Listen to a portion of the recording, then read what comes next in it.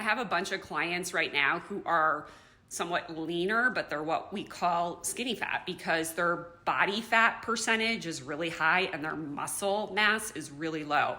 And I do have a bunch of clients on GLP-1s.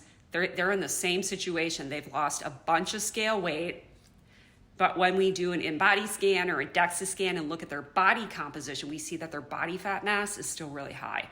And it's because if you're not, really focusing on getting adequate protein and strength training when you are dieting and even when you're doing GLP-1s, our body's, its natural inclination is to give up muscle, not body fat. It's going to hang on to the body fat.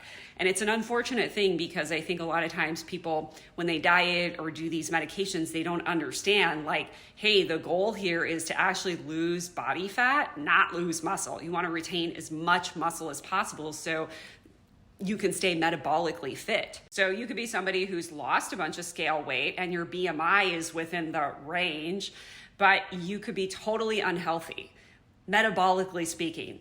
Because your body fat percentage is still so high, you're still at risk for fatty liver disease, you're still at risk for prediabetes and heart disease, cardiovascular disease, those kinds of things. Also thyroid issues, right? So it's just because you lose scale weight, it does not mean that you are necessarily healthy. Just because you have a healthy BMI doesn't mean that you're not skinny fat.